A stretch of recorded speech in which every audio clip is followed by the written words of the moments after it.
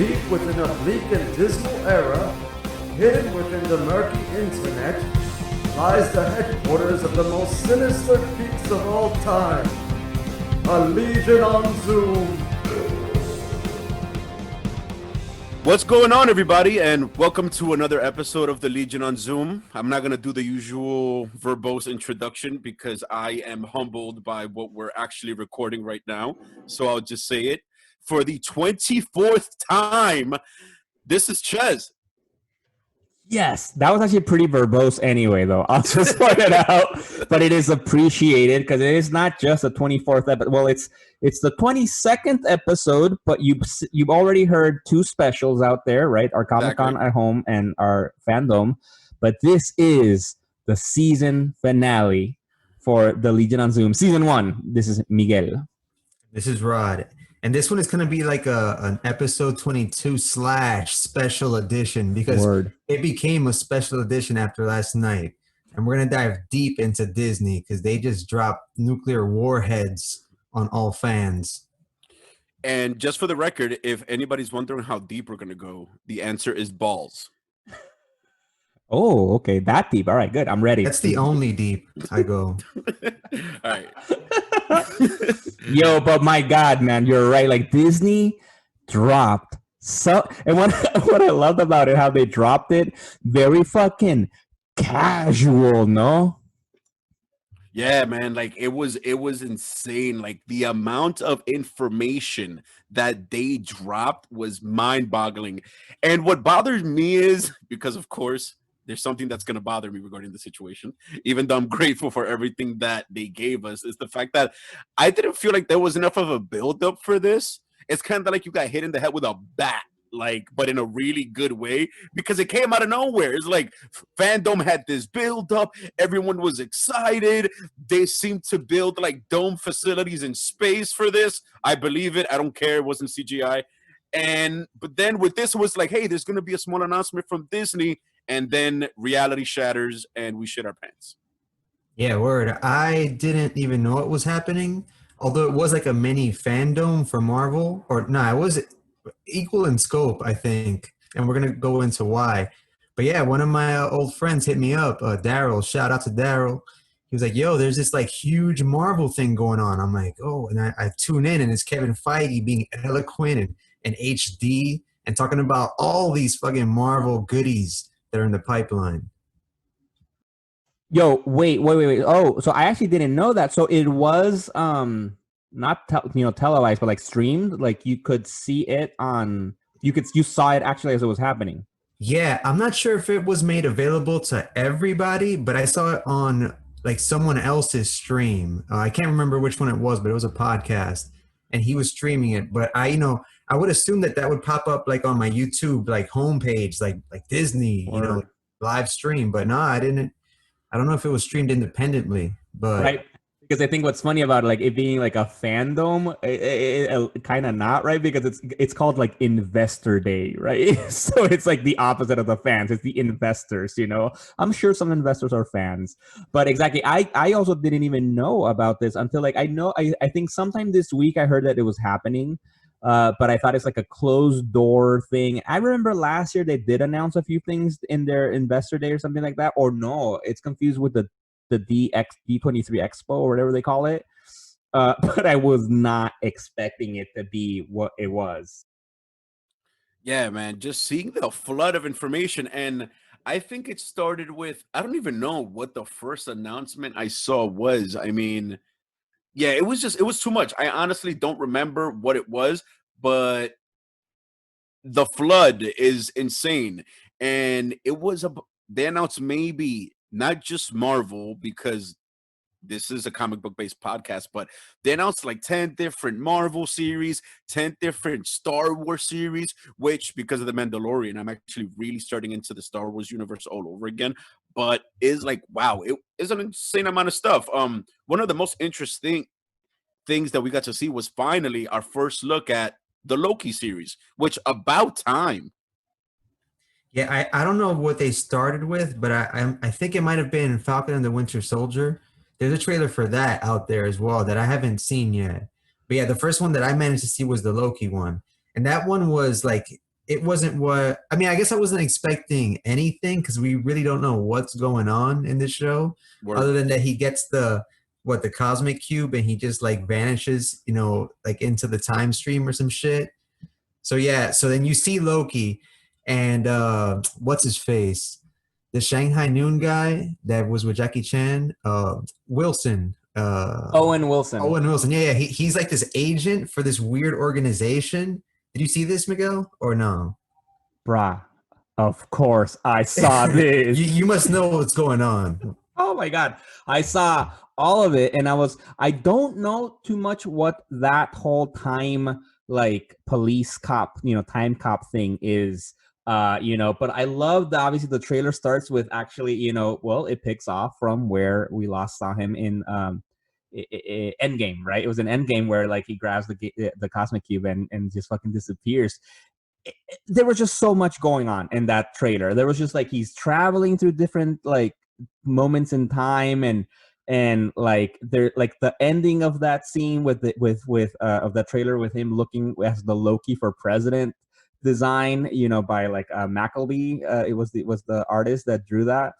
It's like, what is going on? The Time Cop group, I actually don't know about them. I don't know if that's actually canon in Marvel. I think I looked it up not that long ago and it wasn't. But I am excited. It looks fun as fuck. Yeah, I thought it was something new because I had never heard of that organization. It was like TVZ or some shit. I don't even know. But yeah, and it looks like at the end of the trailer he like jumps through the what is it? Not Rainbow Road. That's Mario Kart. What is that shit? the Rainbow Bridge, no? Yeah, the bridge. Right? Isn't it? The Bifrost. The Bifrost. Yeah. Oh, and since he's hopping through time, we can see Heimdall, right? Hopefully. Yo, we see some things that we're not sure about. If you all go back and watch it, there's a scene there that looks like Black Widow. It looks like there's one moment where it looks like that planet where she died, where the Red Skull is, and you see a woman in black with red hair. You only see her from behind sitting, and I'm like, oh fucking Christ, is this Black Widow? Like, what's going on?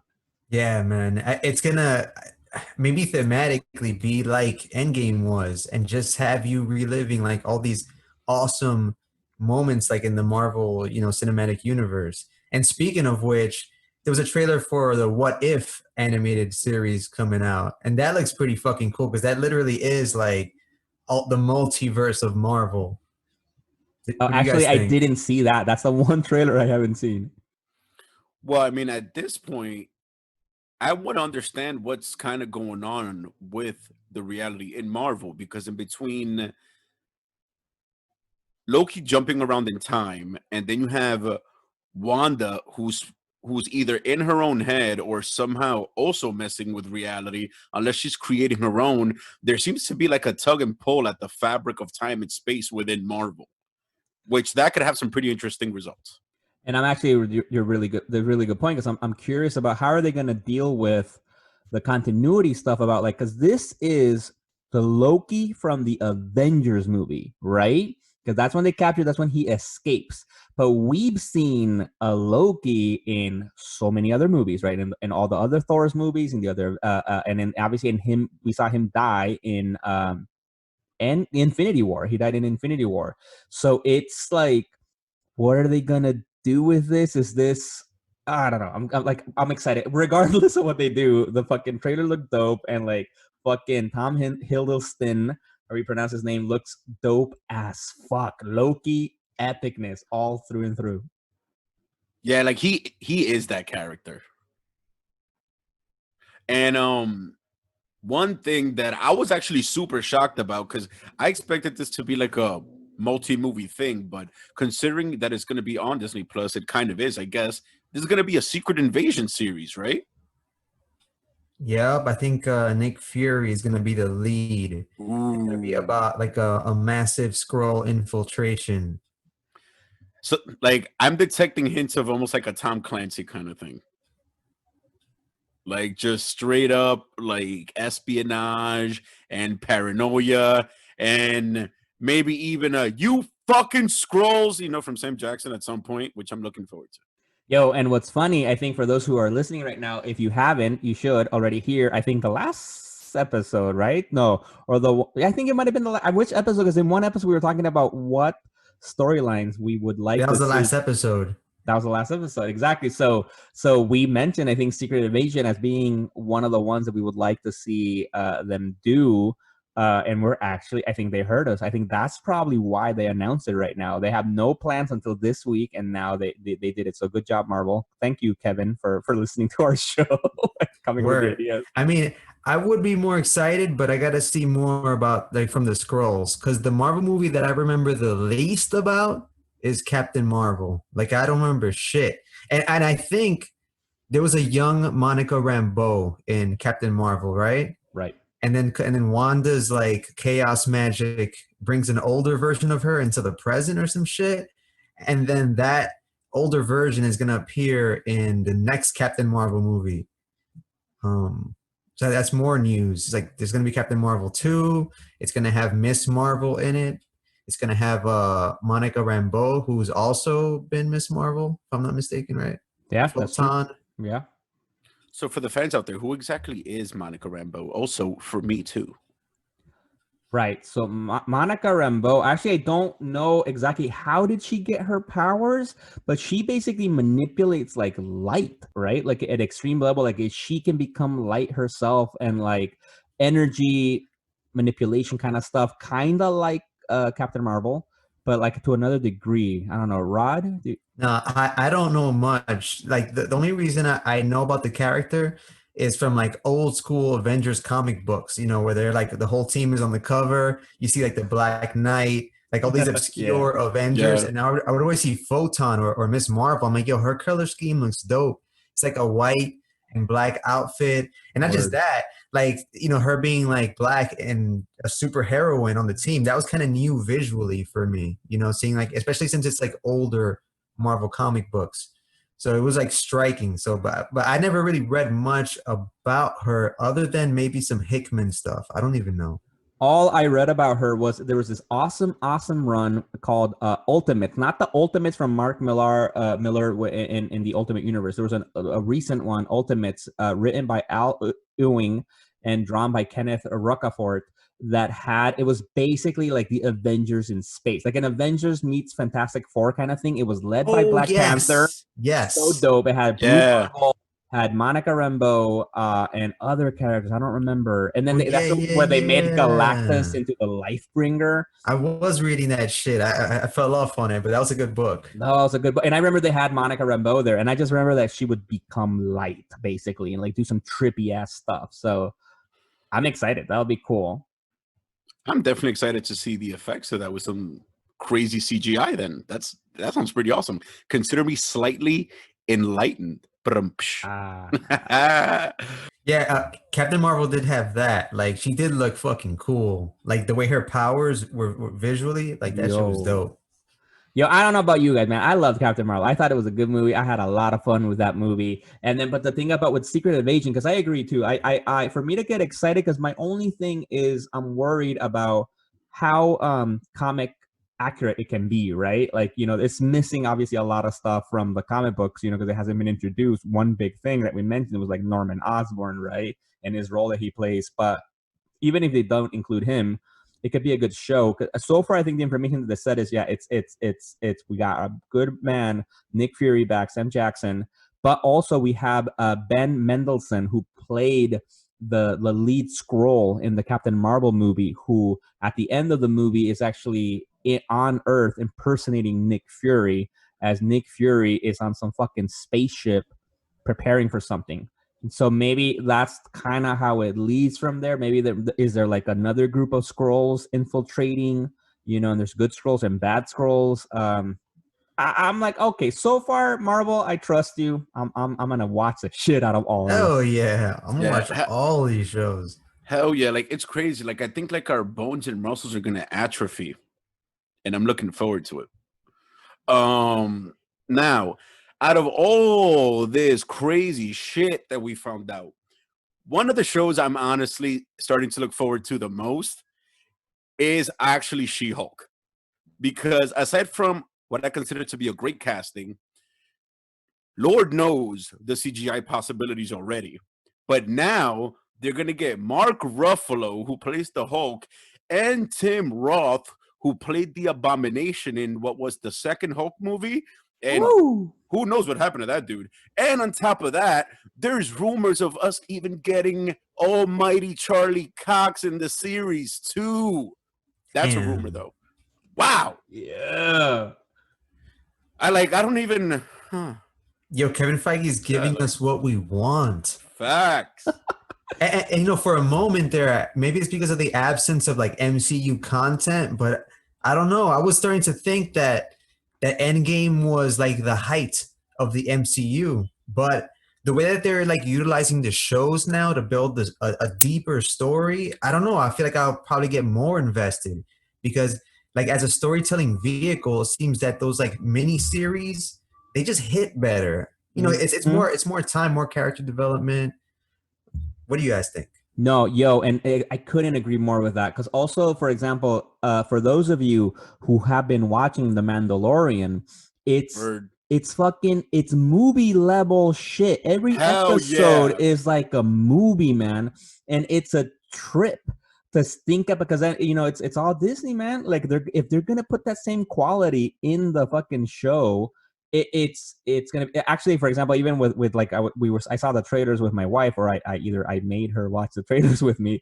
It's like she even at one point was like, "Oh, that's gonna be a cool movie," and I'm like, "Nah, honey, those are shows. Like those are gonna be series." And we're like, "What?" Like that's and it'll be like The Mandalorian, like that kind of high level quality. And I am like, come on, exactly. Tim Roth is returning for the show. Yeah. God damn.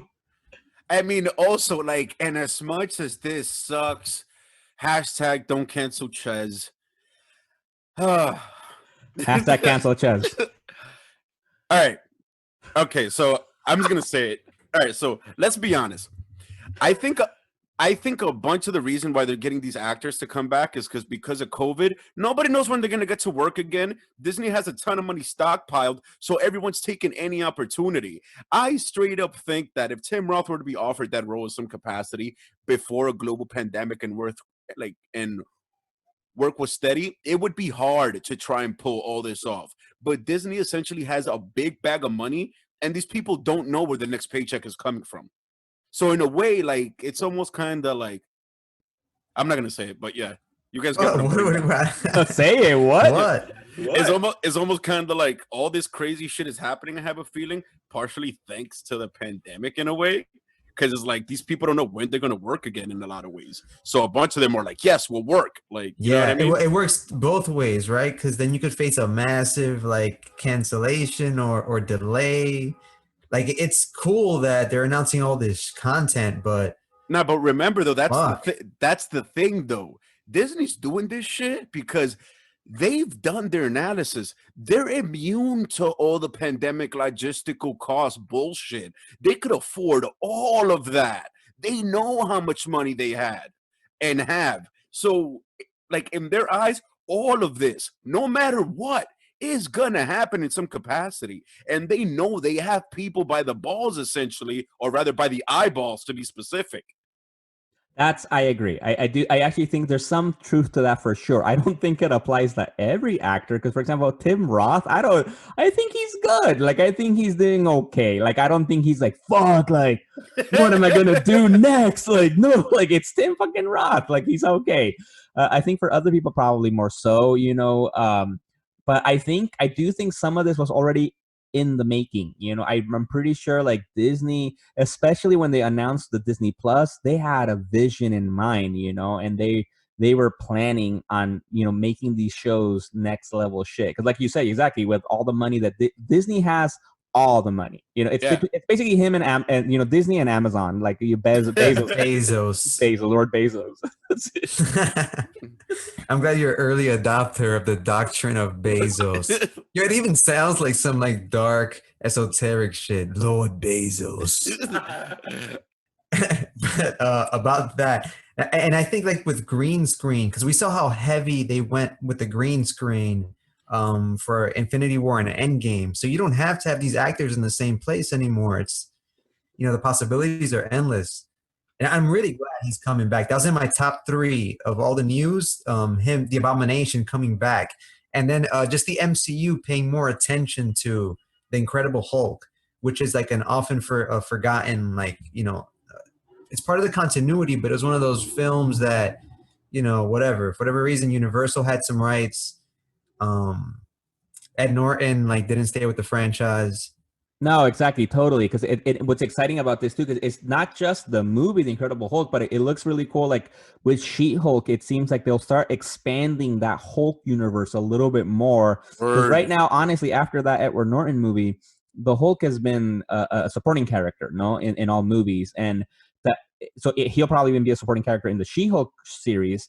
But the Abomination, that's dope. Hopefully they start expanding, and it's a She-Hulk / Hulk show, and then let's look into that. All right, question: should they withhold the Red Hulk, or for his own shit, or introduce him in this show? Nah, bro, introduce him. Have him be like the season finale reveal. He becomes the villain or something, and then antagonist for the next, because that's kind of the Red Hulk how it starts. No, well, he starts with his own book, actually, Red Hulk, and people don't know who he is, but he's an antagonist of the Hulk. I mean, should we tell them, because the Red Hulk has been out for years for the fans? Yeah. Okay. And that would be General Thunderbolt Ross, and which I know that's crazy, but if they do it in the show, which I totally agree with Miguel, I hope they do, you guys will find out how it happens. And the one thing that I'm mostly just looking forward in the show actually has almost nothing to do with the CGI, although I'm assuming at one point it might. So for the fans, her name isn't She-Hulk, it's actually Jennifer Susan Walters. I cannot wait for the first courtroom battle between Matt Murdock and Jennifer Walters. They should totally do that. I don't think they'll battle. I think they probably will either, defend the same client or something like that. But it'd be dope. I think for those who might not know, where are we getting this idea? Is it because Kevin Feige apparently said that and who knows, maybe another famous lawyer will appear on the show too. It's like, oh shit, and that it's on the heels of the big announcement, the big rumor announcement still, that apparently Cox is definitely returning for Spider-Man 3, which is just fucking, I can't take that right now. It's just too much. Spider-Man 3 is looking like, I don't know, I hope it's a 2-parter, or I hope it's a setup. And again, refer back to the Into the LoZ verse episode for my treatments. It's massive, right? Because you got Tobey Maguire's all but confirmed. Andrew Garfield, I think, is the furthest away from confirmation, because apparently there was some issue with the way they abruptly cut his own Spider-Man universe. I don't know. He'll come back. I don't know. How could you not, right? And they have Alfred Molina, potentially Charlie Cox. What the fuck? The hell's going on, man? And it's cool that they may bring back Tobey Maguire as Peter Parker before DC brings back Michael Keaton as Batman. It's like Marvel has beat DC at the cinematic level. Shit, man. They're undefeated. They got Thanos in before Darkseid, right? I think Civil War, which was Cap versus Iron Man, obviously outperformed Batman versus Superman, right? Shit. It's just insanity after insanity after insanity. It's like insanity cubed. Okay, and then the next thing, come on. We knew this was going to happen. Guardians of the Galaxy Volume 3. It was just a little interesting how that whole thing played out, considering that James Gunn is directing it, right? Right. He definitely came back. Yeah. Because that's what, actually, I think around the time that he got the Suicide Squad gig, they had already forgiven him and said, all right, please come back, Because come on, James Gunn knows his shit. What? And I was going to say also, it goes to show this need for corporate bullshit to appease crybabies and then have to eat their fucking words in the name of profits. Jesus Christ. But, I'm really excited about Guardians 3. I think the first two, that's going to be a competitor for best MCU trilogy once it's all said and done. because they have a strong first movie. I thought the second one was better than the first one. And, now James Gunn is coming back to finish like his epic, fucking space opera. It's going to be lit. I don't know. What do you guys think? The only other thing, I might say something a little bit controversial that I'm not excited about, because one thing is Volume 3, which is coming out in a few more years, but also I think which is separate, that he's doing a Guardians of the Galaxy holiday special. So I think those are two separate products that he's doing for Guardians of the Galaxy. Yeah. And I think the holiday special is going to be direct for Disney Plus. I'm not that excited about that. Like, sure, fine, whatever. I'll watch it, of course, probably more than once, but like, I'm not that excited about it. It's like, okay, holiday special, all right. You're bugging. That's going to be amazing. Oh my goodness. Yeah, I know, right? I had the complete opposite. Yeah. I'm like, I really need to see this holiday special. Yeah, like, what is wrong with you? It's exclusive content. And if I don't know, like, will it be like an hour long or some fuck shit? Like, who will they introduce? Like, that's crazy. Also, I'm glad that you brought up Guardians of the Galaxy Volume 2 along with the holiday special, because quick side note for the fans. I had Volume 3. about this. Yeah, but but Rod said that Volume 2 was better than Volume 1, but we're talking about Volume 3. It wasn't. Okay. Anyway, whatever. Are you gonna gush over Kurt Russell? Yes, let me get there. So, real quick for the fans, I'm gonna gush over Kurt Russell. So, for those of you who saw Volume 2, which should have been every human being on Earth, you'll see the majesticness that is Kurt Russell as Ego, the living planet. Now, I need fans to, whoever has Netflix, check out the Christmas Chronicles 1 and 2. Once again, that is the Christmas Chronicles 1 and 2 to see Kurt Russell as Santa Claus. Oh my God, that is epic. All right, that's it. You think he'll come back for the holiday special as Ego, the Santa Claus? I don't know. That'd be amazing. I'm totally with that. Yo, we called it first. Reversion is going to happen. We know Kevin Feige listens to our show. And actually, James Gunn liked the post of ours on Instagram once. So shout out to James Gunn. Shout out to James Gunn. Yeah, I'm calling it right now. Howard the Duck in the holiday special. I'm calling it right now. Oh. Also, as he might go in in some Spanish circles, Jaime Pistola. Exactly. I wanted to put that.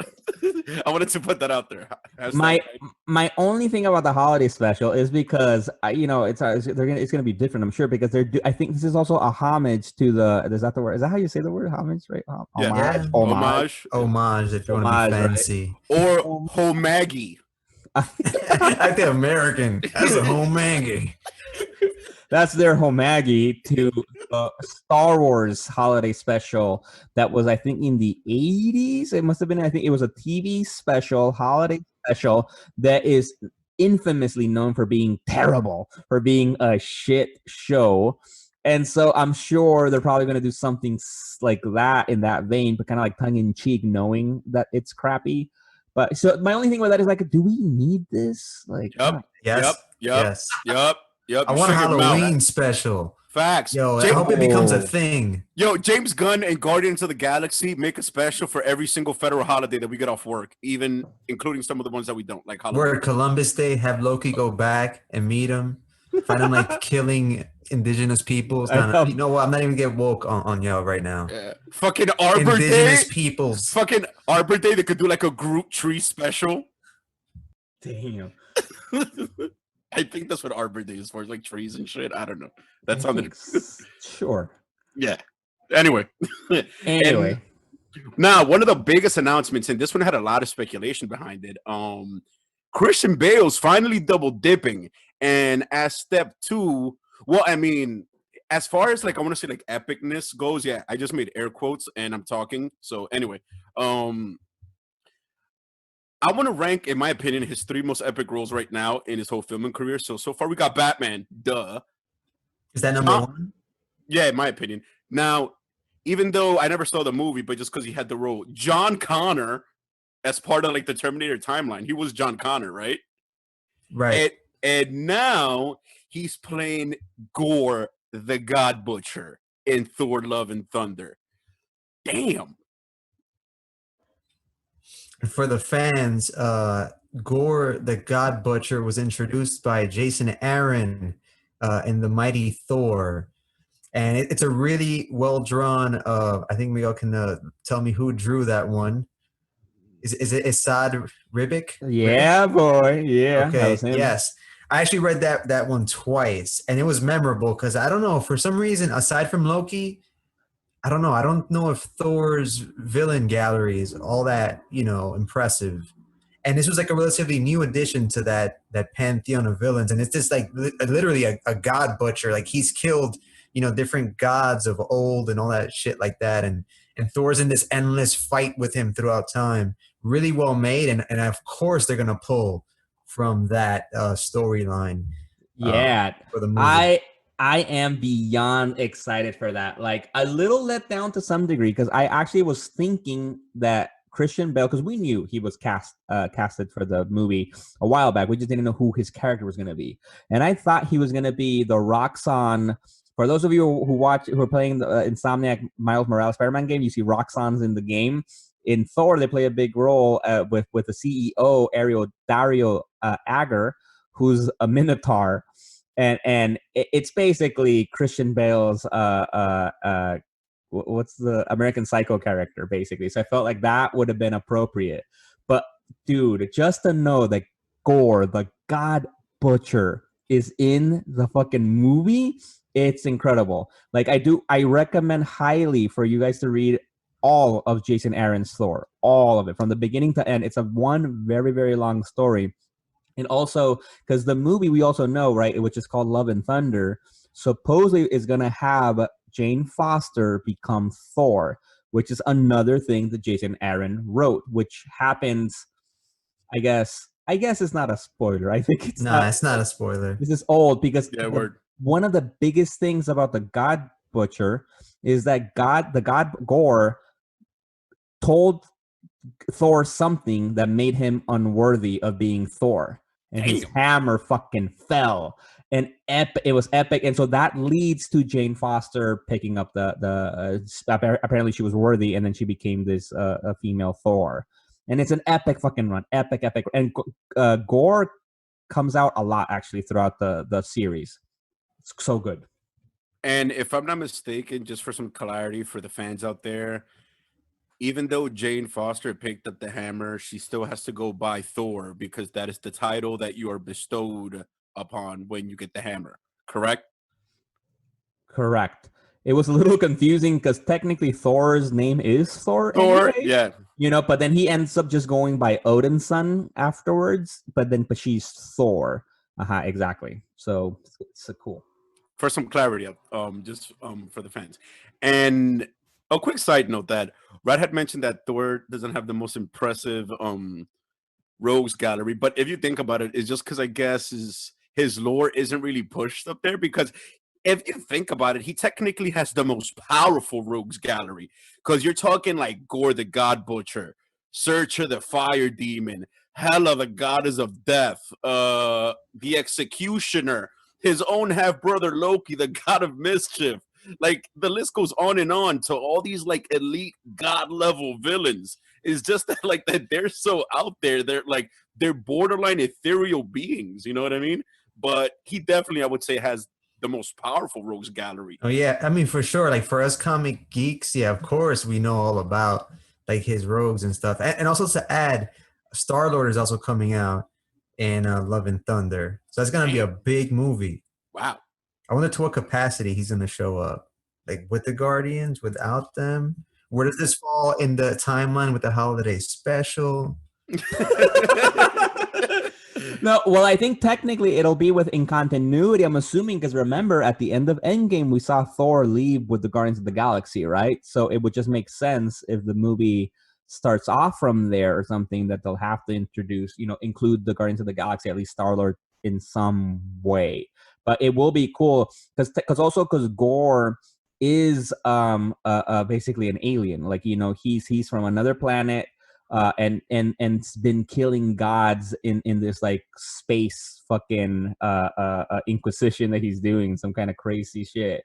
And so I can see how the Guardians of the Galaxy may get involved with that. I think there's a lot that can be done there, no? And also with Taika Waititi helming the second movie again, man, it'll be epic. Yep, he did Ragnarok, right? Yeah. One of the best recent Marvel movies, like outside of Endgame and Infinity War. Like Facts. Ragnarok was awesome. Facts. And we also got some Jeff Goldblum in there. Come on, man. Come on. Like, the only thing better than a little Jeff Goldblum might be a little bit of Nicolas Cage.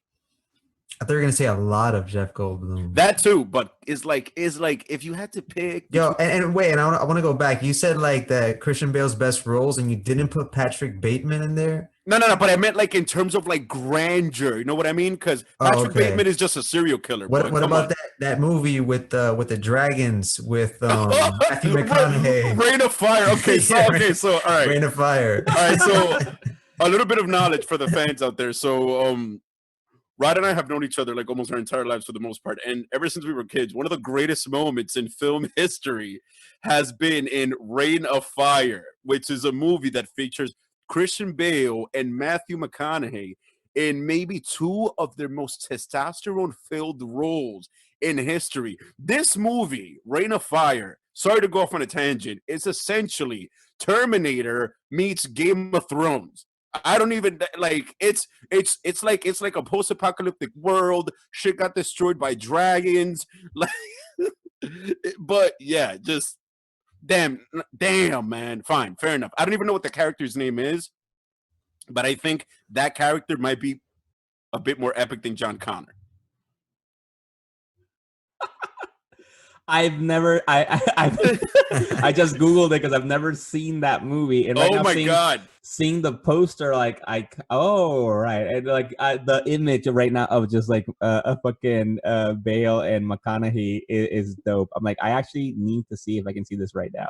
Dude, listen, yo, Matthew McConaughey literally might have the coolest death scene in all of movies. Spoiler alert. Yo, don't spoil it, bro. I just said I'm gonna watch it. I literally just said that. But I'm not gonna say how it happens though. Okay. You just gotta killed by a dragon, maybe? I don't know. No.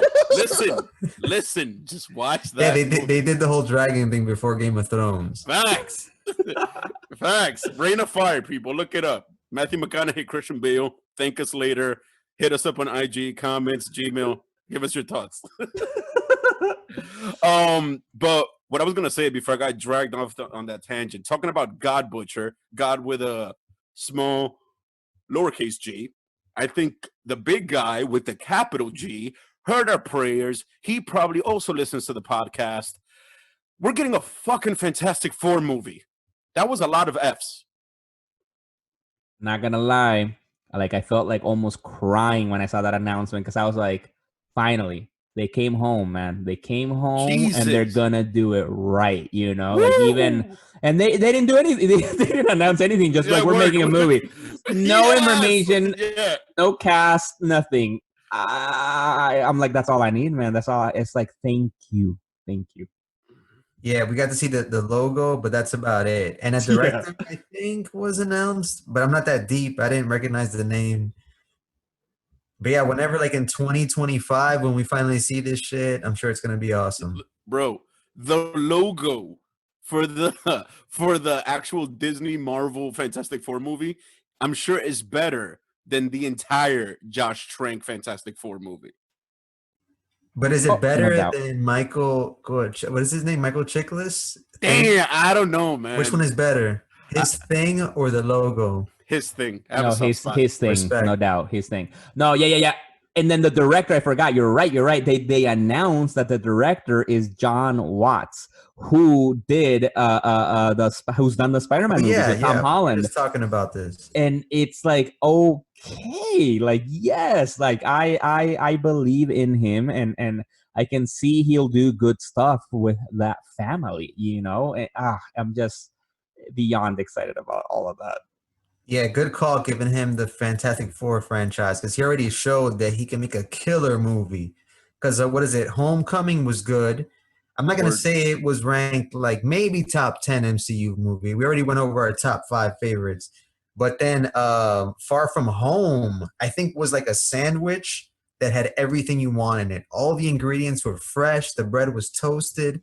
not too much mayonnaise. I'm like, damn, this movie has everything. And then the pickle was the J.K. Simmons, right? Is that his name? The actor that plays J. Jonah Jameson coming back and kind of interweaving some nostalgia into this new Spider-Man universe. Man, yo, I'm in. I'm all in. First of all, I hate pickles, and for me, the pickle was Mysterio. Damn. Word. Now, Mysterio was cool. Nah, no, he wasn't. Jesus, no, Mysterio was dope, dude. Mysterio was great. You're hating on Mysterio? No, he was not. That shit was whack. What? What? I've said this before. I don't Your like unpopular Mysterio. opinion, Ches edition. Go ahead. I don't give a fuck. Hashtag cancel Ches. just because. Yeah, because even, for example, even with that, actually, like, because I saw a rumor after the movie came out that people are saying that Doctor Doom won't be the main villain in the first movie, and honestly, that's okay. Doctor Doom is too big of a villain. Word. You know, either introduce him like Loki, like a character that's always going to be there, because that's the relationship he has with the Fantastic Four, or have him build up to like the villain, you know, like in the last, you know, in the third movie or something, you know, because the thing is, like, talking about like Mysterio, like, he's done a good job at, like, he brought the Vulture to life, he brought Shocker to life, he brought Mysterio to life in a very good job, in a good way. And, like, even if like the first villain is like the Mole Man, you know, like and with his monsters underground, it'll be great. Yeah, I'll take it. That'll actually be a really good idea. And you know what? I wouldn't be mad if he just flipped the whole thing on its head and went with the ultimate version of Reed Richards. So for the fans, I don't know if we've gone over this in previous episodes, but the Ultimate Universe is like, you know, a spin-off universe of the regular Marvel proper universe. But thanks to Secret War, Jonathan Hickman, a comic book event, it got interwoven, and that's when characters like Miles Morales hopped into what is now Marvel proper universe. And in the Ultimate Universe, Reed Richards becomes some type of like knowledge, power-hungry madman. I think he has a disfigurement in that timeline, and he becomes this. Oh, also written by Jonathan Hickman. Right. Check out the Ultimates. Not the Ultimate. It is the Ultimate. Oh, there's the Ultimate Avengers. I don't even remember. They changed titles so many times. I think it's Ultimate Comics Avengers or some shit like that. Right, anyway. right. Just find whatever Jonathan Hickman wrote. The comics of Avengers Ultimate. He turns Reed into this, like, you know, villainous character. And I think they should probably, you know, to keep fans guessing, what better way than to make Reed Richards like the next big bad guy. Yo, if we were in the same room right now, I would have probably slapped you. I said, you shut your mouth.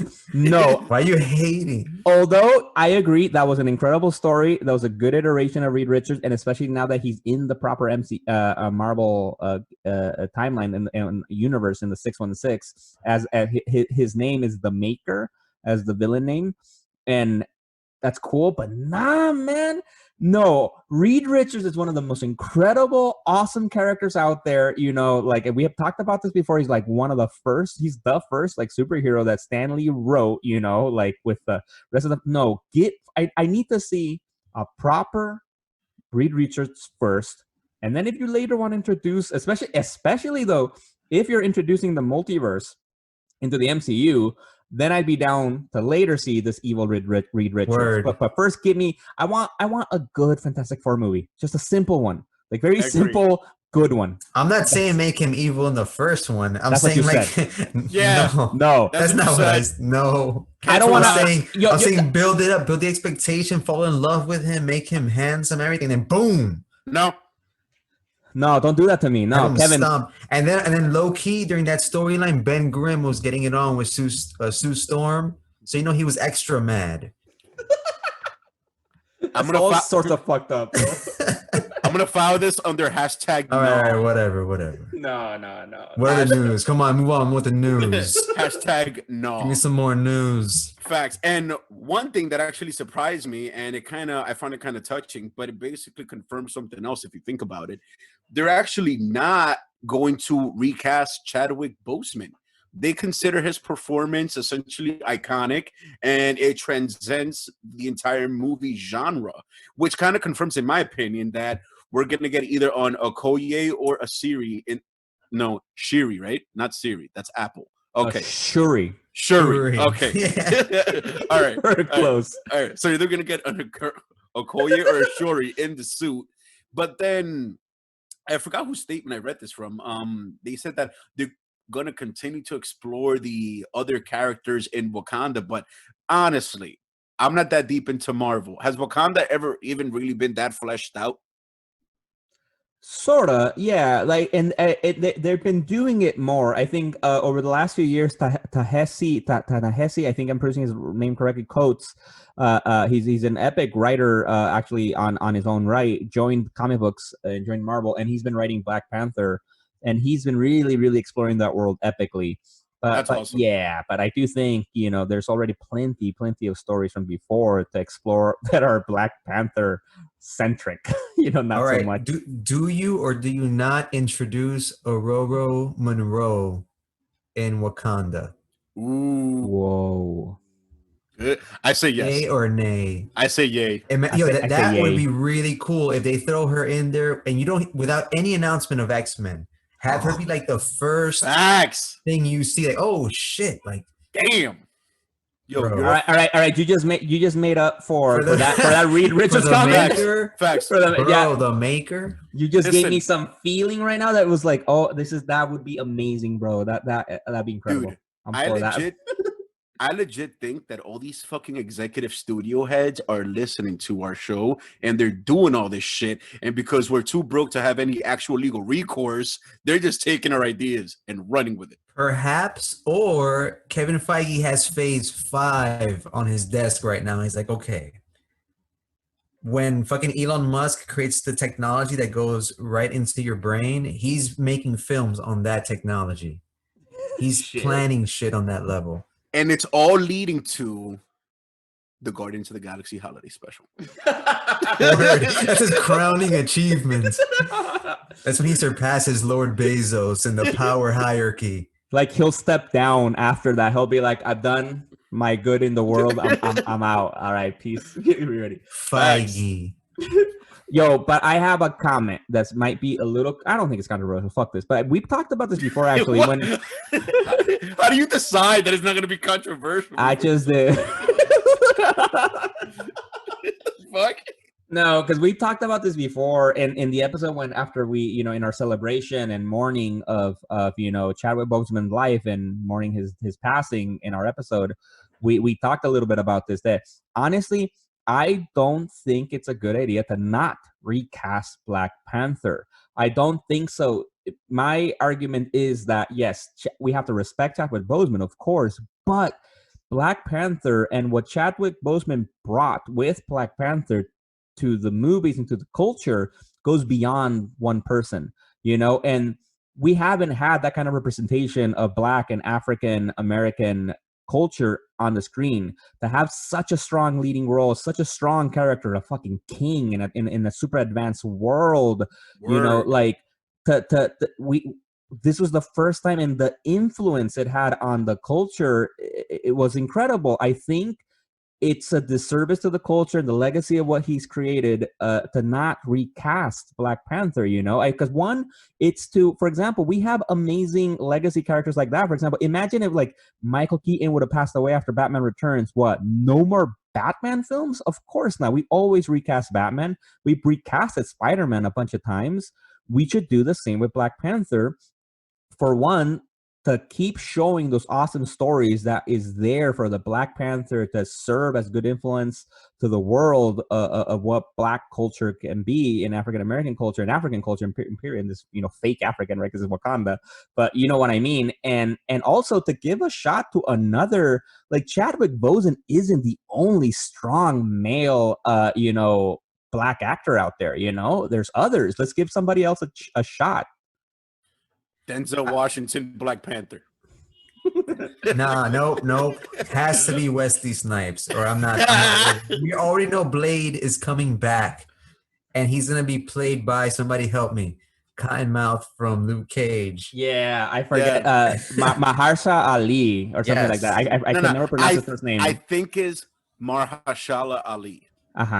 So Yeah. what I was gonna say was I think that since the Black Panther is a cowled character, I hope that we get to see his last stand or whatever. Like it has to be played into the movie. Like why is he? Because since they're not gonna recast. They're gonna focus on Wakanda, so they got to show his fate.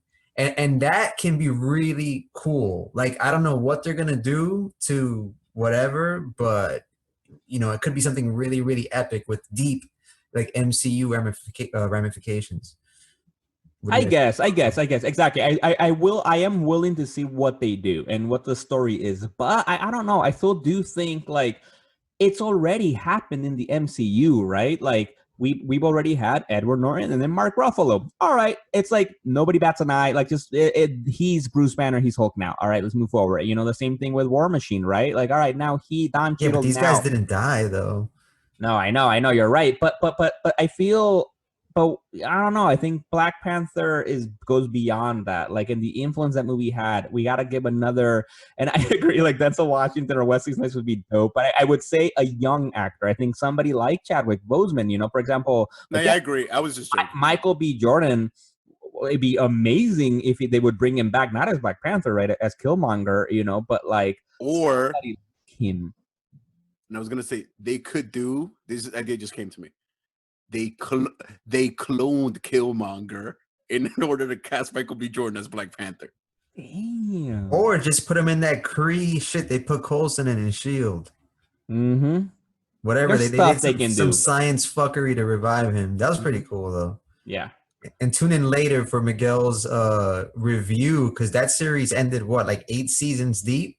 Seven seasons deep. Yeah, it ended in August, but I finally watched it all on Netflix. But I'll save it. Yeah, facts. We're gonna get a treatment on Agents of S.H.I.E.L.D. Hell yeah, from Miguel himself. Anyway, though, but like I would love to hear what the fans think. Do you guys think it's a good idea to not recast him? Do you think you would rather give a shot to somebody else and then just seamlessly weave him into the movies? Like nobody, everybody just assume it's the same person. We would love to hear what you guys think. Yeah. So essentially, because according to Miguel, not recasting Black Panther is akin to oppression. It's racism. We're all seeing racism played out in action right now. That's what we're seeing. I concur. Yo, gentlemen, I apologize in advance, but there's una bachata playing. Damn. You guys hear that shit? Yo, what did you just hit play? Like, what? It wasn't there a minute ago. Bro, that's a restaurant right underneath me. Can you close your window or no? That shit is closed. Oh! So I'm gonna pop in and out. Wait, I think it's going away. Yeah. Oh, thank God. I thought it was the restaurant. I'm like, damn, this is gonna go on all night. Okay, for the fans, Dominicans have an insatiable desire to party, and we can go for hours and hours and hours. We fucking love celebrating stuff. Noise pollution to the max. All right. So, and keeping it on the same tone of African American greatness in comic books, there is also an Ironheart show coming. And for those of you who don't know out there, Ironheart is essentially based on inventor and gifted genius Riri Williams, who basically invents the second most advanced suit of armor ever, aside from Tony Stark's armor, or even it might be more advanced. I'm not sure, considering the fact that she's so young and has so much time to make upgrades to it. So potentially, you wildin'. I don't care what she has access to. Remember, Tony Stark made his suit in a cave with a bunch of rocks. With shrapnel in his heart. Word. But you know where she made hers? In the hood. Exactly. I actually don't think she lived in the hood. Actually, I think she lived like in suburbs Chicago. Actually, I'm not really sure, but exactly, it was done in a garage. Like I just caught that subtle. Anyway, yes. So they announced that they're making the Ironheart show, and I think they've been rumors about that for a minute. I'm actually excited. I want to see how they do it. I've read I've never read her individual books. I've read Ironheart. Well, I read when she was the lead in the Iron Man book for a while when I think Iron Man was presumed dead, as every superhero goes through every once in a while. And then especially in the Champions, I really enjoyed that book that had Miles Morales, Miss Marvel, Vision's daughter, and Nova. I really like it, so it'd be cool to see. She's gonna be played by a young, I think, up and coming actress named Dominique Thorne. Apparently she came out in a movie called If Beale Street Could Talk. I saw that movie. It was a very, very impressive movie. It's a very good movie, which is made out, I think it was a James Baldwin book, I think, or something like that. I'll double check that. But anyway, but she was amazing in it, so it'll be good to see. I'm excited. It'll be a good show.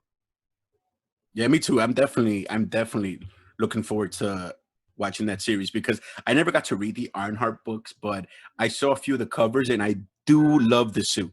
It's original, it's her own, and I can't wait to actually see how it all plays out. And maybe, who knows, because I kind of see a tie-in just breach gaps.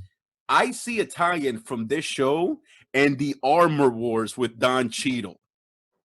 And just a side note, it's obviously great to see original African-American characters taking the spotlight in comics. It's about damn time. But anyway, for some reason, I see her building the suit, and then the whole Armor Wars thing with Don Cheadle as War Machine, which Miguel did a great post on our profile, which it basically tells the fans that the actual Armor Wars has to do with what would happen if Tony Stark's technology falls into the wrong hands, and he is the central piece of the story. But in the series, that's going to be switched out, and I'm sure it's going to be done in a clever way to Don Cheadle in the War Machine suit. But I definitely see a connection happening between those two shows. I see her being part of the Armor Wars. Damn, oh shit, that's a great point. I didn't even think about that. You're right. There's totally a good way to how that's all kind of connect, and I'm sure Riri Williams, Ironheart, is going to be in the Armor Wars show in some capacity. It has to. That'll be dope. Yeah, I mean, because let's be honest, even though Tony Stark is known for being a bit of a hoarder with his technology, and you can't blame him because essentially he invented a new version of the nuclear bomb in his suit, which I'm sure that's been called that at some point in the comics or or another. But he gave the War Machine suit to Colonel Rhodes. It's not like Rhodey is like an inventor or, like some super tech savvy genius of some sort. So I foresee him not being able to go to Tony because he's dead, but because Riri made her own suit. Who's going to help Rhodey fix the War Machine suit? Yeah. And just a quick side note, Tony Stark didn't give Rhodey the suit. Remember, Rhodey took it after Tony Stark was acting a fool. Yeah, and I was with the armor. Yeah, I was thinking about the comics, my bad, because I think he gave him a suit as per canon, right? I mean, he I actually don't know if in the comics it was something. But I mean, we're talking about the Armor Wars, the show, so it's gonna be based off of Iron Man 2. Yeah. So he just took it, and then that's when the Justin Hammer put all those fancy shit on it. Mm-hmm. What was the Iron Patriot? The most epic missile, the ex-wife or some shit. Yeah. I call it the ex-wife, and it didn't do shit. Didn't he launch it at the fucking the lasso dude? Shit, the Crimson Whiplash. Whiplash. Yeah. But didn't at one point Tony kind of tell Rhodey like, "Hey, keep it." You know I guess after he already took it, he was like, you can have it, bruh. Stop hating, yo. Jesus Christ. I didn't give him shit. He took that.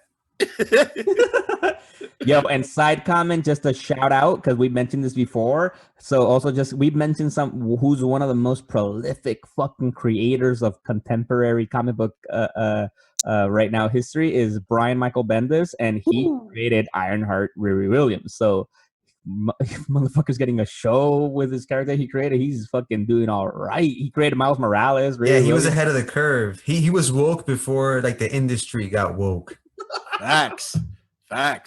He was he definitely saw what was ahead and what was due. He saw what was due also. I'm just waiting for a Miles Morales casting for Spider-Man 3 because they're throwing everything but the kitchen sink at that movie. I think, oh man, they gotta throw him.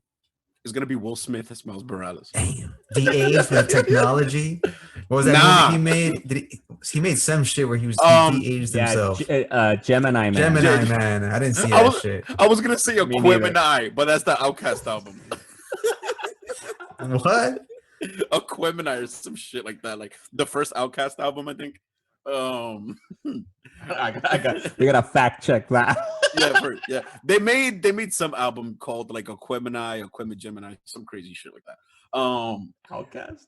Moving forward, we got a new trailer for WandaVision. At this point, it's almost like, damn, just give us the show. Which kind of shows, like, was this the only show that's been like in like real production out of all of them? Because I feel like this is the one that we've gotten the most footage from. Rumor has it, as per Fat Man Beyond, which is a podcast that I enjoy listening to with Kevin Smith. Oh, hail Kevin Smith. Yes, Kevin Smith is the man. Shout out to Kevin Smith. We should tweet him. He's like kind with his tweets. So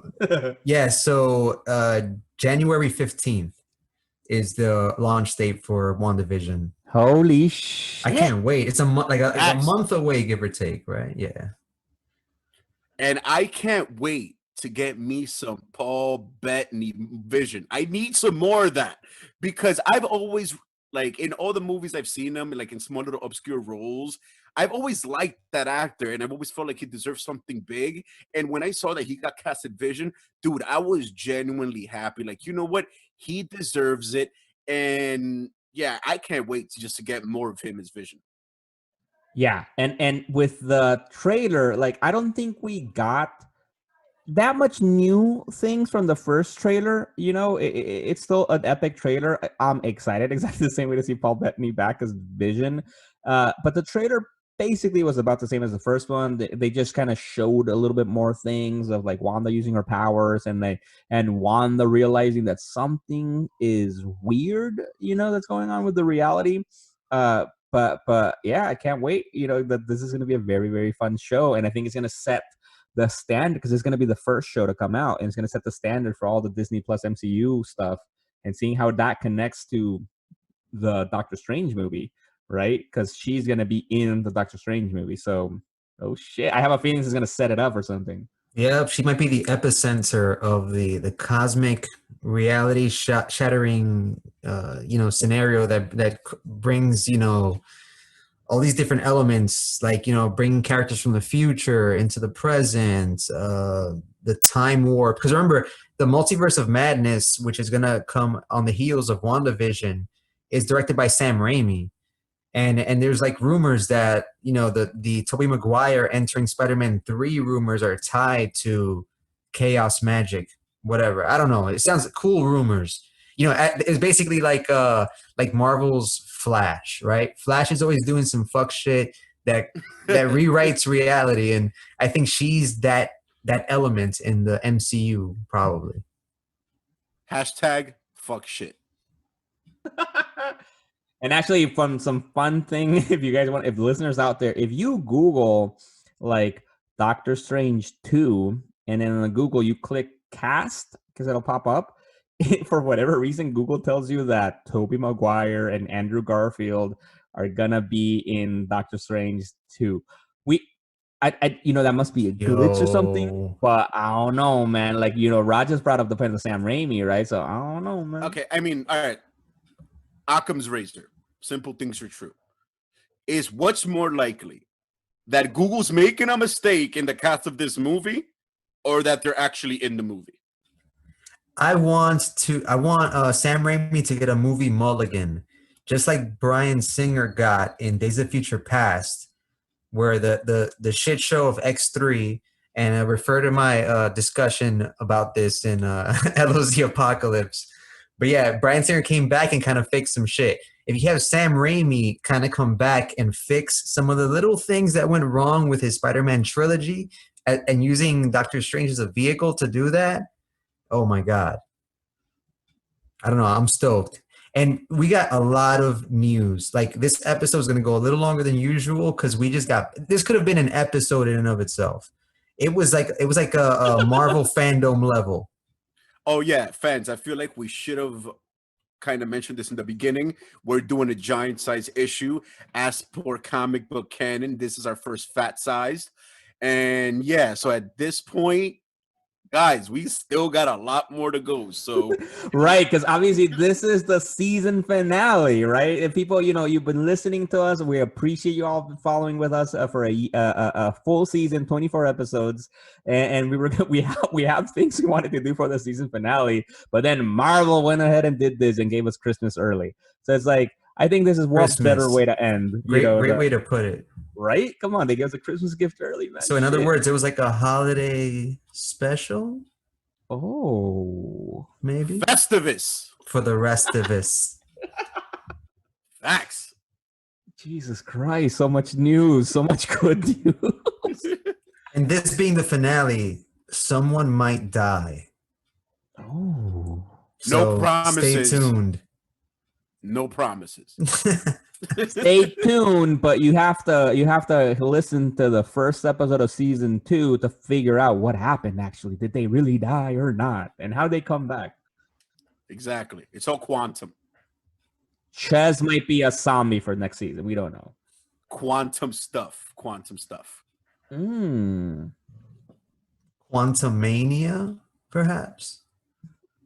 Ooh, Quantum Mania indeed. That is going to be the trilogy maker for the Ant-Man series. Part 3. It's Ant-Man and the Wasp, Quantum Mania, and you're going to have Hank Pym and Michelle Pfeiffer's coming back. But anyway, we've talked your ear off enough. Basically, Marvel broke the internet last night quietly. They unleashed it. They got to organize this shit next. I don't know. I feel like maybe it'll get enough press this time around that people are going to be like, yo, this has to be an event in and of itself, like a Star Wars day. Make it a weekend. Exactly. Make that shit a fucking weekend, like fandom. But yes. No, exactly. Like, why didn't they want to make a part of me feels like, because I don't know, because they feel like we don't need to do any of that. We good. True. That's it. They shit gold. And it's true, which is crazy. Mm-hmm. And it's like, I feel like all this sudden drop got more attention than all of DC fandom, which was planned and advertised and shit. Damn, I kind of got to agree with you on that. Word, man. For sure. Kevin Feige, and it was only Kevin Feige. He didn't need all these people popping in and out and special guests. No. Just Kevin Feige with a cap and a stern look in his eye. Just dropping information. Yo, props. He's like Bezos, like level, low key. I don't know, man. Big props to him for crafting. Imagine the amount of work this man has. Like, Jesus. Yeah, exactly. Good. Que trabaje. Get him the word warm. For us. And to be honest, it's almost kind of like, I'm glad that Disney's so immune, because you know what? When you look at the quality of the work and the fucking intricacy and the dedication to actually being thorough, well fucking deserved, man. It's deserved more than what DC gets, in my opinion. And I'm a DC. I agree. Guys, I want to talk about season 1. Let's do a little wrap up. Let's have a powwow. And let's reflect on our first season. And like whoever's still listening to this point, we love you. We appreciate you. You're a great person. Remember that. You are the reason we do this. Remember, every morning that you wake up and you look at yourself in the mirror, you are beautiful, you're smart, you're intelligent, you are beautiful, you are handsome, you are funny. That's right. And we love you. And you have kept us alive. We started this in the throes of the pandemic. We were at our wits' end. And we were like, fuck it, let's finally do this podcast. And we're 24 episodes deep. I'm so glad it wrapped up at 24. Any other number would bother me a little bit. Yeah, because that's essentially straight numerology. And guys, yeah, like for the fans out there, for those of you who have listened to every single episode all the way from the first one, we started this shit in July. No experience in this field. Like, you know what I mean? We've never done any type of podcast, anything like this. We learned a lot of learning curves, overcame a lot of dips as far as trying to do first things. And whew, it's been fucking worth it, in my opinion. Hell yeah. And just for the fans, just to be sure, July 12th is the day our first episode went out. We started recording this about a month or a month and a half before or something, but July 12th was the day of the first episode, and we're proud to say that since then, every week you've gotten a new Legion on Zoom. All right, and we're going to keep that up for season 2 after a short break. That's right. I reluctantly yielded to this short break, but it makes sense though. Like it makes sense just to like, you know, like take a breather and come back, you know, take the lessons you learned from the previous round and, you know, work them out in the second round. Facts. And we're actually recording this episode, and I'm only saying this, even though we usually don't say this. We're recording this on December 11th because we're recording this a day before our 5-month anniversary. 5-month anniversary. All right. Oh, shit. Yeah, Awesome. which is pretty interesting. I feel like that was a little bit gay. Hey, there's nothing wrong with being gay, anything like that. No, there There's isn't. no reason There for isn't. that. I'm just saying that. Use that term. Come on, bro. I was I'm just honestly, saying. I was expecting a bigger reaction, but you know, I screw did both of because you. both Rod and I were like, all right, great. Like, that's not, is that even a big anniversary? 5 months? I don't know. Like, it's like maybe the 6-month one, no? Like when it's like half a year. I don't know. Yeah, you're that creepy girlfriend right now. Yeah, fine. Yeah, a little bit. With the Stage big 7 eyeballs. clinger.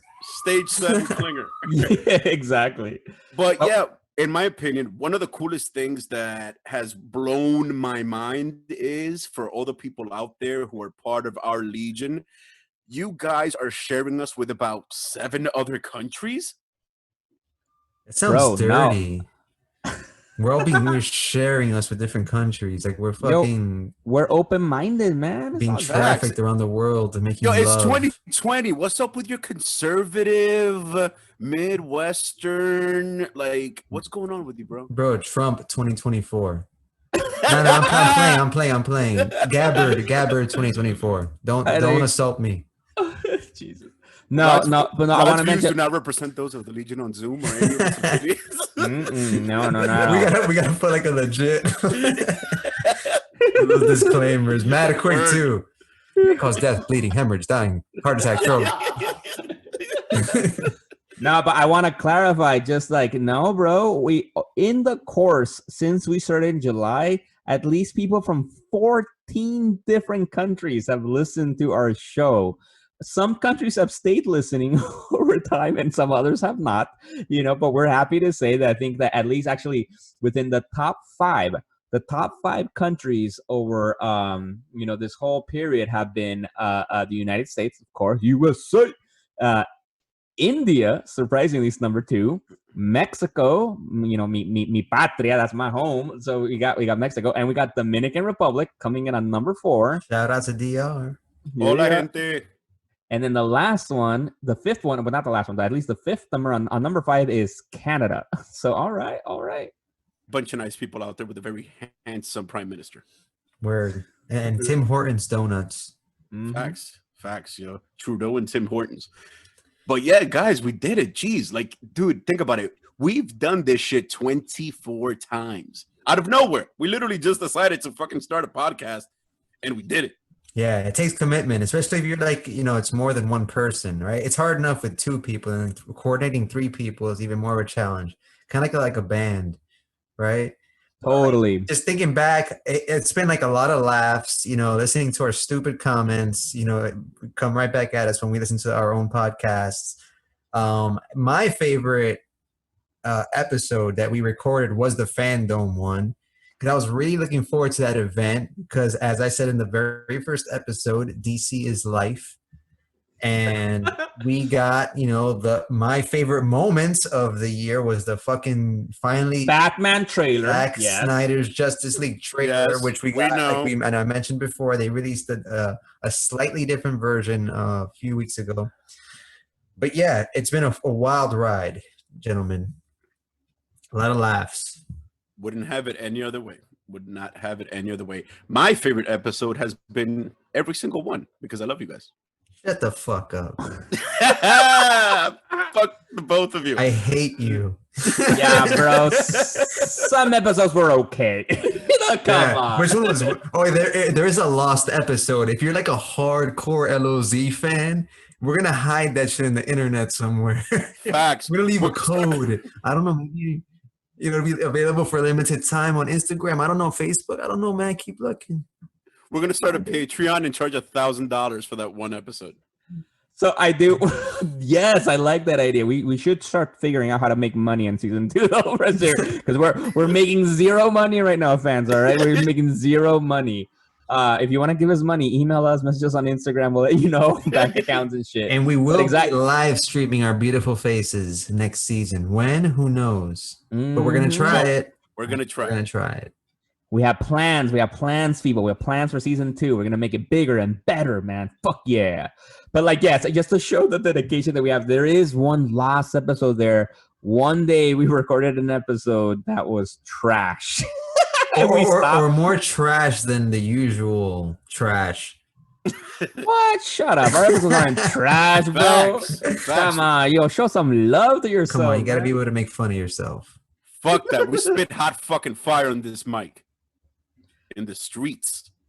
Yeah, man. But no, but like I love you, and we stopped and we're like, fuck that. Let's just start again. And then it led to a great episode afterwards. I don't remember which one. The Spider-Verse. Great one. The Spider-Verse. Oh, the that's where you get your LoZ-verse. treatment. I'm sorry. Yeah, the that's where you LoZ-verse. Refer to that episode for my treatment. Okay, so this being the season finale and also the end of 2020, the year that rocked the human race more so than any other single year, I don't know, in modern history. I don't know.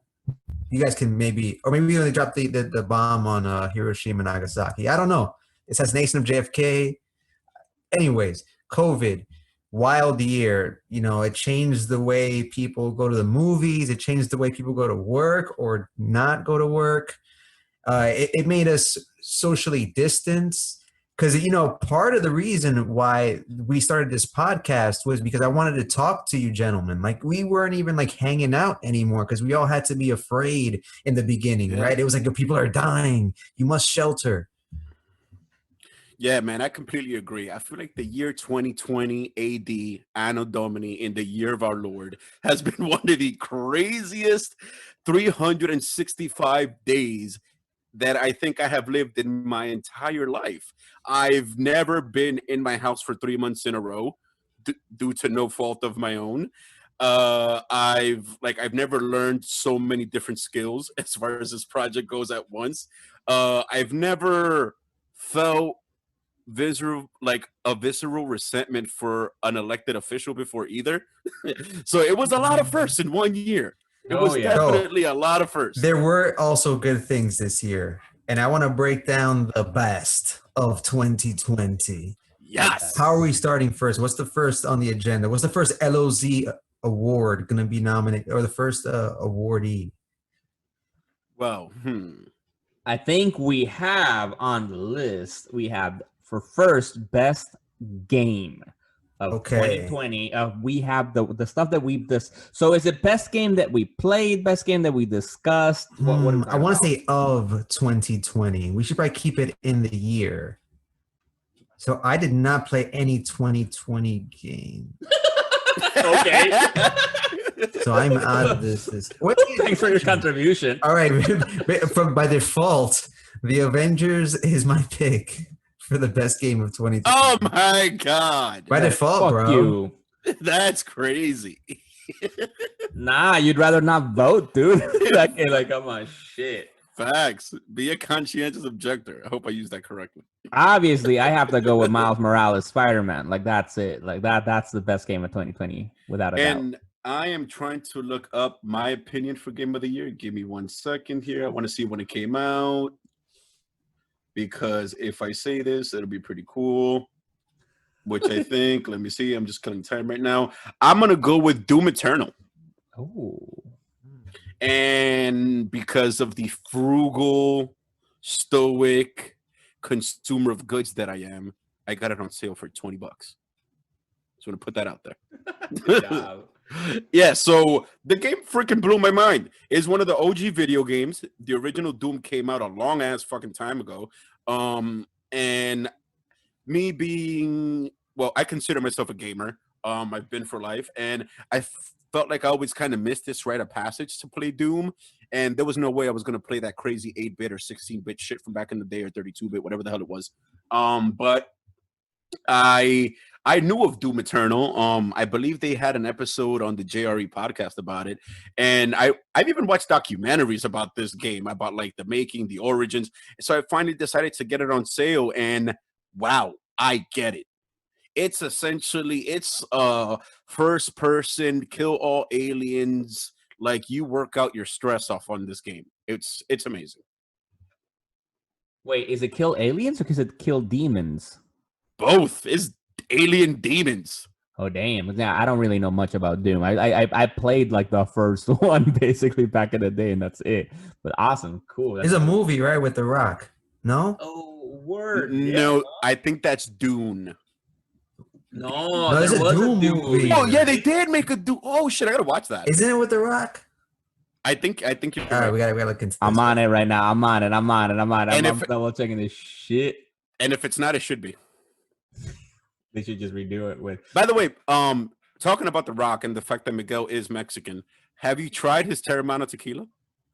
His what tequila? His Terramana tequila, that's his brand. Oh no, I did not know he had tequila. I will definitely then check it out.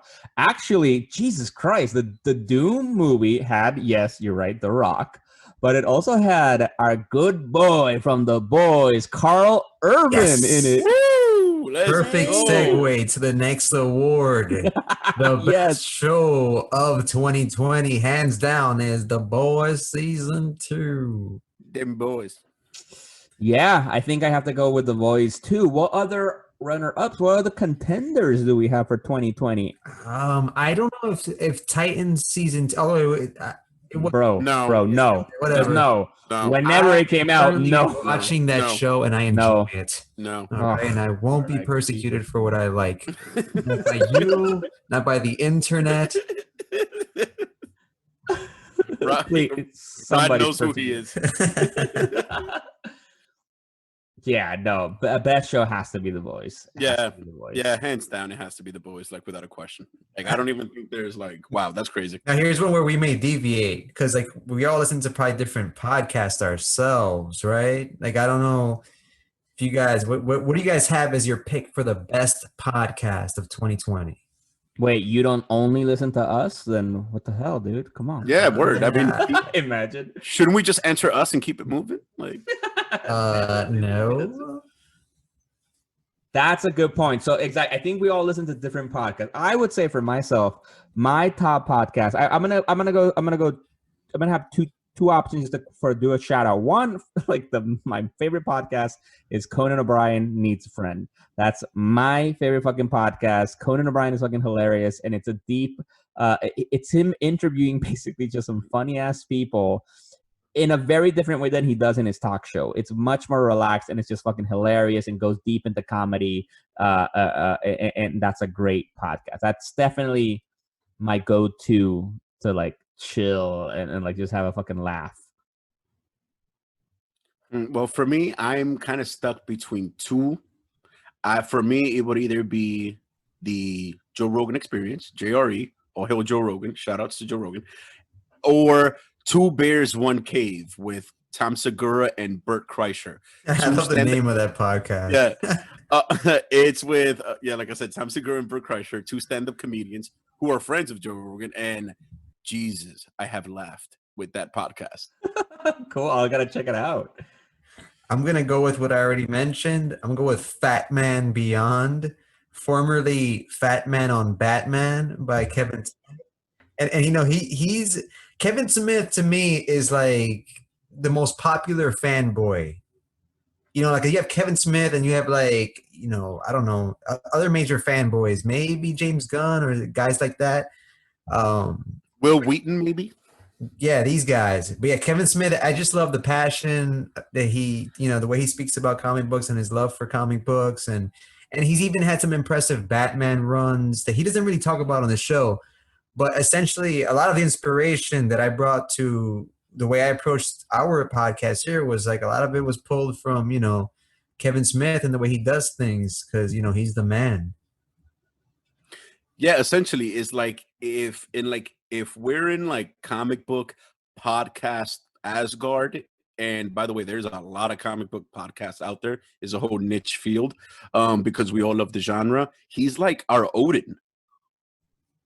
Yo, word. And that was a good point you made, right? Exactly, about like saying how that was a podcast that influenced you. Yeah. And I wonder, like, I'm pretty sure the podcast that we listen to the most influences us to a degree of how we come to this, show. Because for me also, like, I think some of the stuff from Conan's podcast gives me an idea of the kind of show, right, that I want to listen to. And so then this is the kind of show that I want to make, and I think that's the cool thing about the three of us, combining the different things we want out of a show and then keeping it focused to comic books. No, and then with what Chess said, I'd love just to mention to the people, because I remember when we were starting the podcast, we were like, how many comic book podcasts are out there? Like, just probably not a lot. And I think we have found like a couple, and we're like, okay, cool, there's space for us. But now I think now that we're more in it, I'm like, oh, there's a fucking ton of comic book podcasts out there. So if you are out there choosing to listen to us first, because you can listen to all of us, you can listen to there's love to go around,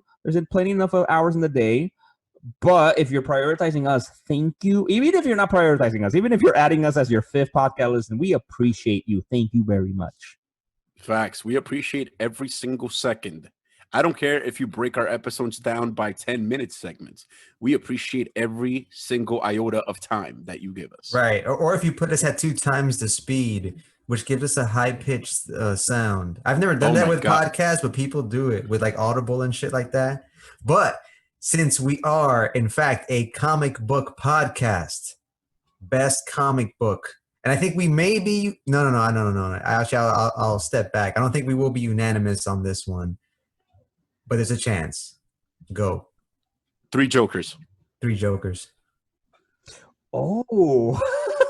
He's gonna say fucking X of Swords. No. I wouldn't do. I would say 3 Jokers was better than X of Swords, but like, I'm thinking the whole House of X stuff was last year summer, right? Mm-hmm. Like the House of X and Powers of 10. And also, you got me thinking, Miguel, about the characterization of Jason Todd by Jeff Johns.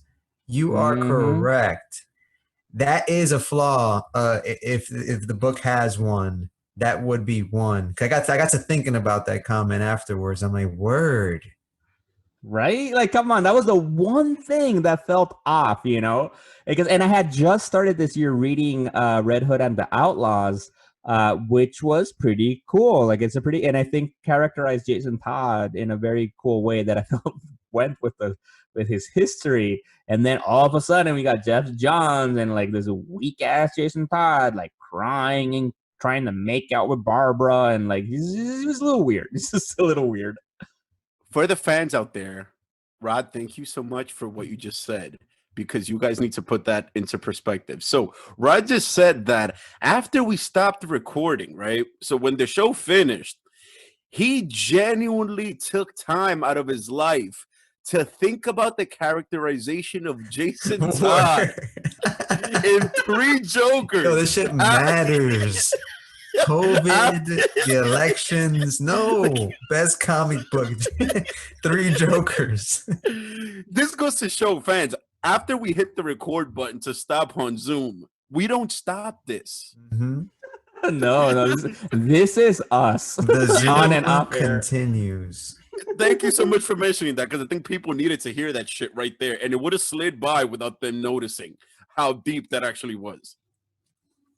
Next I'm actually, no, wait. I didn't say the comic book yet. Oh shit, I'm sorry, dude. I'm just rushing. Yo, I legit, like, I'm like looking at the comics that I bought like this year. Smart move. I was thinking about the same thing. I didn't read much outside of Sandman, which is old shit.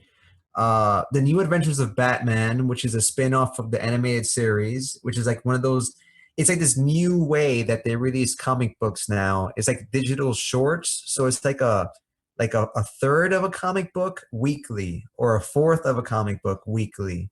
Oh, And they're trying to just change the way they deliver content, seeing what works with the audience. Because we I don't like all that. know, I don't know, I don't want to be the bearer of bad news, but I feel like paper comics is on the outs. Like You shut your mouth. within the next decade. I mean, I don't know, man. I hope Midtown Comics is still thriving and still opening locations and still running locations, even in spite of the quarantine. So shout out to Midtown Comics. If anybody Shout from out. Midtown Comics is listening, hit us up. Hell yeah. We would love to record a show in your store. Word. Or interview you. Or yeah, anyone. Mhm. We'll interview literally anyone from your staff. like if you hire someone to run the cash register just so we can interview them, let us know. You know what, guys? I think I'm gonna go with Batman 3 Jokers. I want to be Yes. solidarity here. Yeah, Yeah. 10 of Swords was a big event. Loved reading it all, but it's not. I don't know, like to call it the best, and it's across different comic books, across different writers and artists. Like, nah. We gotta focus on the one book, one creative team. It had to be Batman 3 Jokers for this year. Thank will you say- for I will- not fucking it up. I will just say close second though, which something we haven't talked about this before, but I'm surprised. I've been reading Strange Adventures by Tom King, Mitch Gerards of the Mr. Miracle fame, and then you have Doc Shaner as well as another artist on the book. It's a good book. It hasn't. It's like still like halfway through it, so it hasn't ended. So like I gotta wait till it ends to say how good it is. But that's a runner up for another really one of the best books of the year. Nice. But yeah, thank you very much for not screwing up, like the whole thing that we were trying to do. And moving on further, this one's going to be a bit of a not unanimous, I think. Best movie. Damn. Okay. What? What movies came out? Did we get any Marvel movie? Spider-Man was 2020? No, last year. Oh shit. 2019. We got New Mutants this year. We got that movie you guys were gushing over with God damn it. That beautiful Old Guard? South African woman. What is it? What's her face? Old Guard. Old Guard. You're Guard. right. Charlize Theron. Charlize Theron. Right. Mm-hmm. All right. Best movie. I guess I'll go first.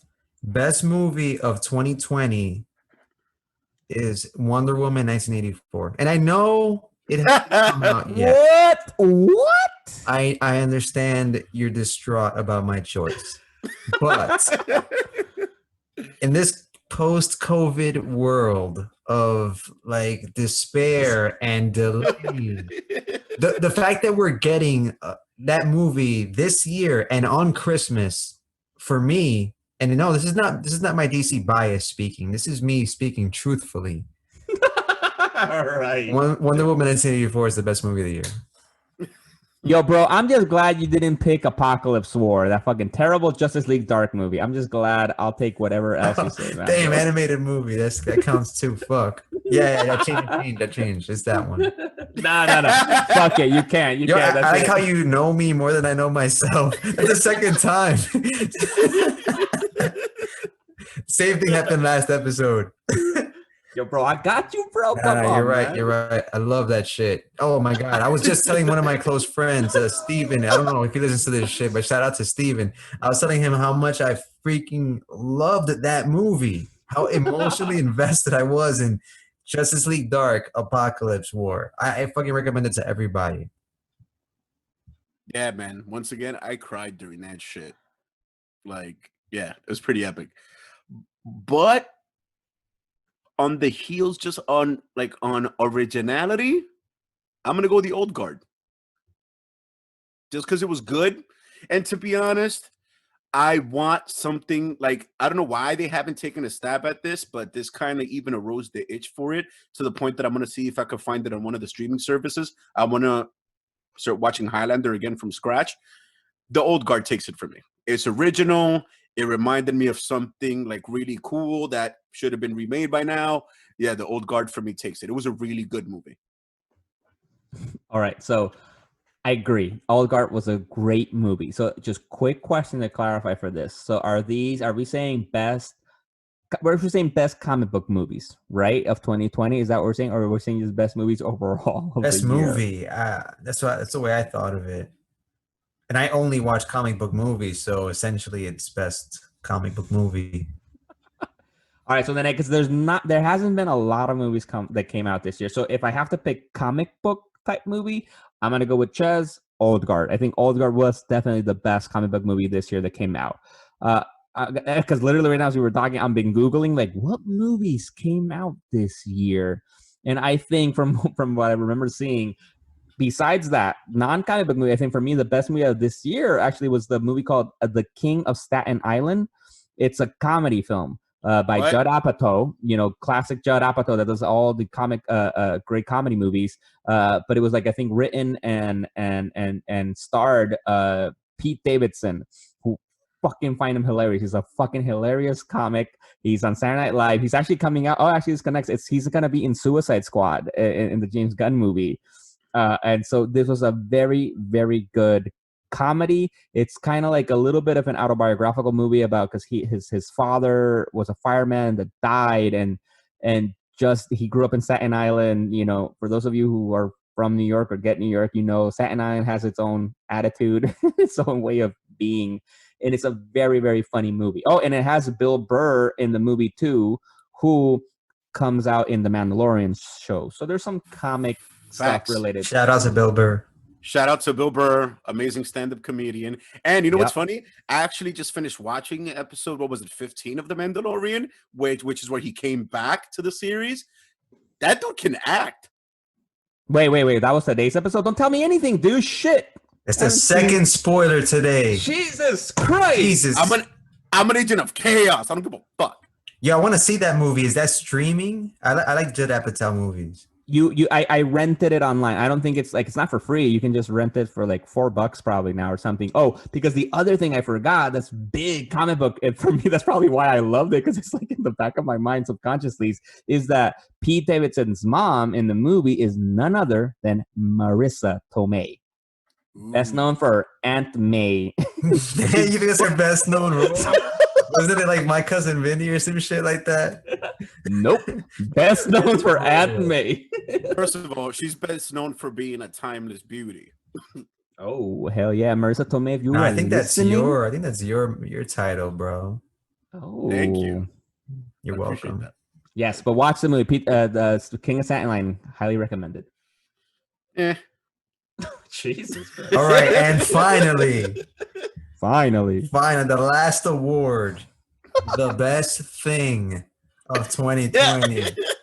And I'm going to say it's this podcast, because, otherwise we wouldn't be having a stupid conversation about what is the best thing of 2020. It's given us a venue to talk nothing but comics. And it also kind of brought me a little bit back, like with all, being busy in this crazy world and shit. You kind of got to stay grounded to the things that make you feel comfortable, make you feel engaged, make you feel like things are somewhat normal in these unusual times. Comic books, we love them, and we love you. Oh, bro, I want to give you a hug right now. I felt that. No. Wait. Fuck all that shit. So earlier when I said that every episode is my favorite because I love you guys, I get shit on. That's right. All right, fine, fair enough. Yeah, you were too clingy. No, the best thing. All right, be serious. The best thing. All right. No. Honestly, I'm not a riff off of that. I was actually kind of feeling the same way when thinking about just best thing. I would think the best thing of 2020 has been definitely this podcast. I do what you were saying. Exactly, it's all true, right? Because I do one big thing. I think for the fangoers out there is like we all have fucking jobs and shit. We have a life and whatnot, and we've all suffered because of the pandemic and all in different ways. We've all been lucky for the most part to be like, employed, and like not go without too much, so we've been lucky with that, but obviously not, we haven't all been able to see each other, not as often as we used to before, so it's great to have had this be some kind of, like that, like exactly some escape from the fucking pandemic and work as well, and then just everything, you know. So it's been good. It's just been fun, fellas. I love all you guys. This Yeah, has been and good. also, what was the last movie that we saw? Was it what, Endgame, that we all went? I think so. And then, like, you know, this year may or may not have broken the theater industry, especially with Warner Brothers saying that they're going to release a whole bunch of, you know, hot movies like that would have otherwise been theatrically released, like Wonder Woman. Like, I think that shit is fucking cool. Although I do want to see Black Widow more than I want to see Wonder Woman 1984. But I'm just glad I'm getting something, because Marvel's still being stingy with that one. They don't want to let it out just yet. Yeah, word. And you know what? To be honest, I can't even argue that. I agree. I think honestly, the best thing about 2020 was this podcast, because aside from making the world a better place from its inception, you know, like I essentially agree with everything that you guys said, word for word. Like, it kept us grounded, it kept us sane, it brought us tears of joy from laughing. I've cried so many times since we started this podcast from laughter. I think more than I've cried in my entire life from being sad. And that says a lot. Raul Julia. I think that's one, or Raul Julia that then became Raul I love Julia. that one. That was a highlight of the year of the podcast. Facts. Shout out to Raul Julia, also known as Raul Julia. And I will say, I'm saying this, that this is the best of 2020. This is the best thing of 2020, with knowing very well consciously that a runner-up to this is also the second best thing of 2020 is that Trump didn't win a re-election. I'm very glad about that. That would be the second best thing of 2020. Close tied to this, you know, but I think that's the other best thing of 2020. That's fair. That's fair. Naturally, for me, the second best thing was the announcement of the Snyder Cut. And this is the word of season 1. This is my last Snyder Cut rant. This is it. Last one of this. Woo! I started this year literally on January 1st by watching Batman versus Superman Ultimate Edition. Why? Because I felt like it was going to set a tone for the whole year. And a bit of a tragic tone, too, because at that point, the Snyder Cut had not been announced. So, you know, I'm just like, okay, I really love this movie. So much so that it's changed the way I think about comic book movies and the way they impact me personally. And then later on that year, like, they announced that we're actually going to get the ending to this epic story that Zack Snyder's been weaving for the past, I don't know, Man of Steel came out, what is that, 2012? Something like that? Anyway, for the past, whatever, 8 some odd years, and now we're finally going to get to see it finished, and it's coming to HBO Max at a time when, you know, these big budget movies may be making the big leap from the theater to the home. I think it's perfect. I think it all just worked out beautifully. And I love that, in a sense, this is almost a creator-owned project. And I know it's these comic books, and I know it features some of the most popular superheroes, if not the most popular superheroes of all time. But this is Zack Snyder's brainchild for us. This is like fucking George Lucas Star Wars level for me as a fan. So, last rant of the season and the year. I think my second favorite thing, aside from this podcast, would be the sheer amount of innovation on behalf of the companies that keep us entertained and sane. Shit from like Comic-Con at home, which sucked, but they tried, to DC Fandom, which was like unprecedented, which I don't think that that's what they were planning, but look at what they did. Then you have this whole flood of information from Disney. It's like the comic book industry had a forced renaissance in a way, adapting to a new age. Oh, That's I think would be my second favorite thing. I love that. We all agree, Legion on Zoom, top one thing. Facts. And then we all went with the Snyder Cut announcement, the fucking everything that the comic book greats have done for us, the industries, and then Trump losing. That's a awesome fucking list right there. 2020, which is good to keep in mind about 2020 has been a tough year. It's been a hard year. Everybody's suffered in different ways, and it's still not over. But there has been good in 2020. And I will say, as much as we give you shit, Rod, for your Snyder Cut fucking blind faith and almost dogmatic type of love for it, that was a touching ending to announcing the year. We wouldn't expect anything less. Bro, it's all true. Take a quick snapshot. Can you catch this? Oh, hold on. Wait. Catch this.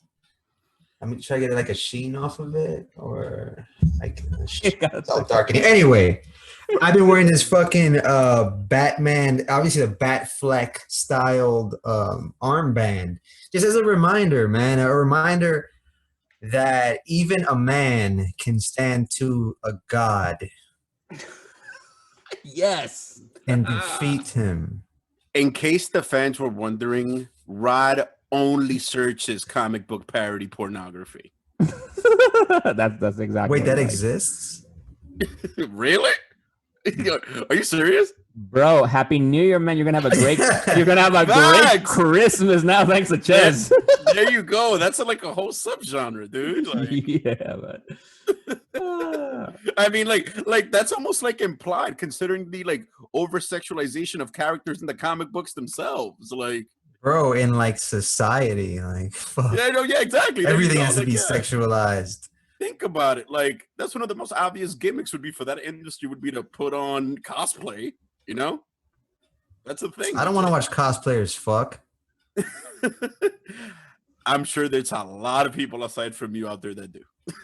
Hey, man, don't judge, man. Don't judge. You've been bugging this episode, bro. Okay, I said I don't want to watch cosplayers fuck. I never said there was anything wrong with cosplayers fucking. You don't want anyone to do anything. It's like you're Zod or some shit.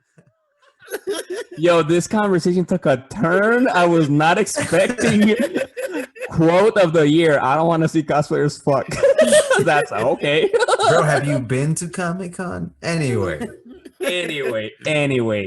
it's been a good year, and I think we should mention also just briefly, we're excited for the next year. Like Rod said, we're gonna try to do some YouTube live streams or just some YouTube videos of you can see our beautiful faces as much as maybe some IG live. You never know.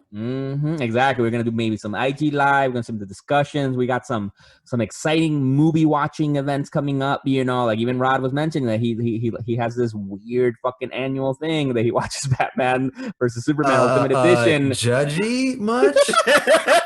Excuse you? What the hell? I just gave you crap for being judgy.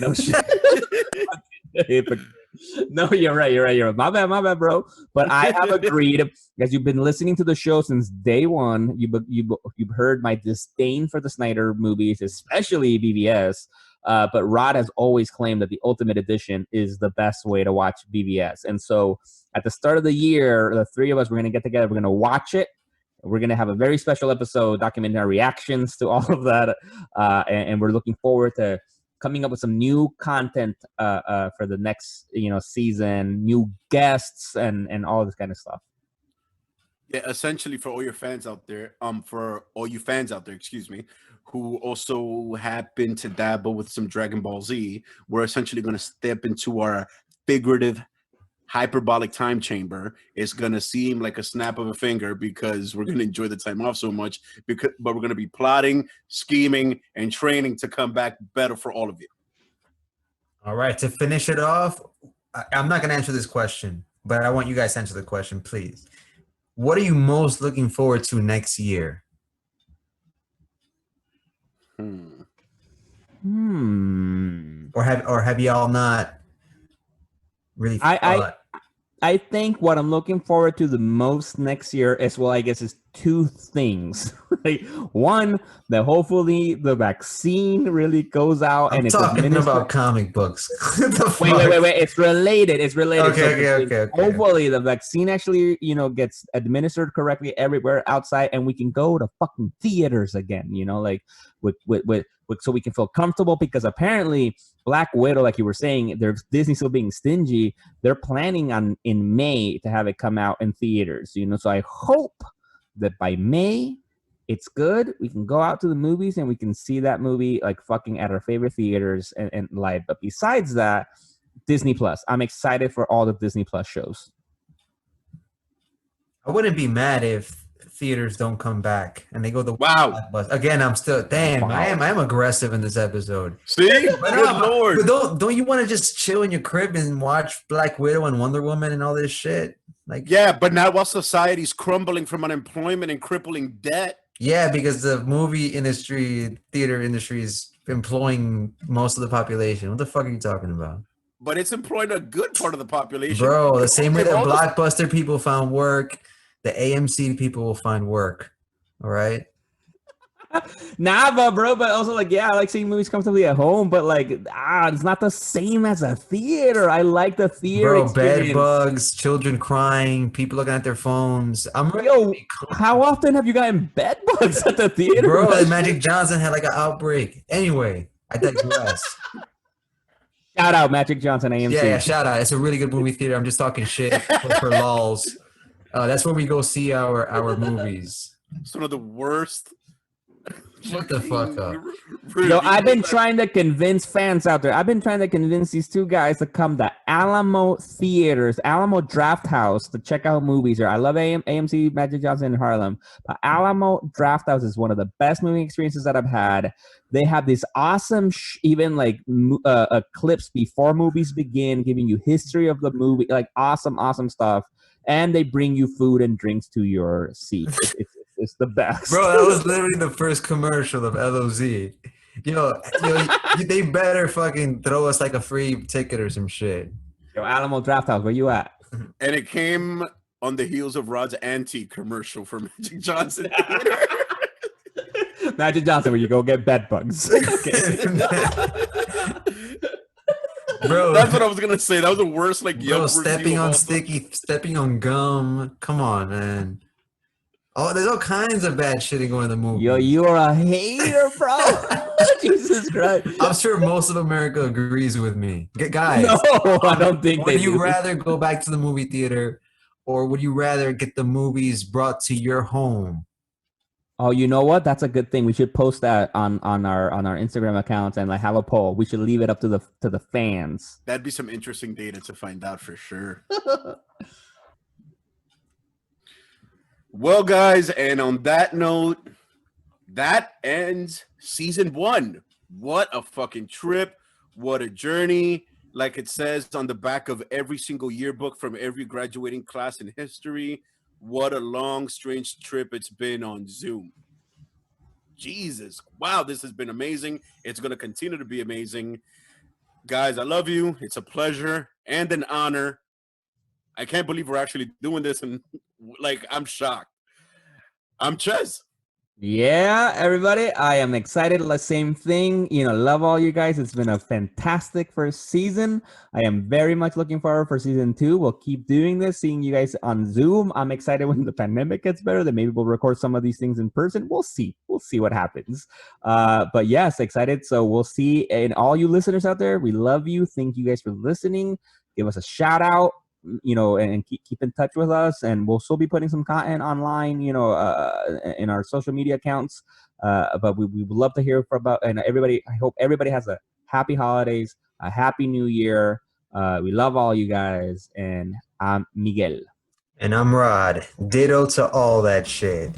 And we are the Legion on Zoom.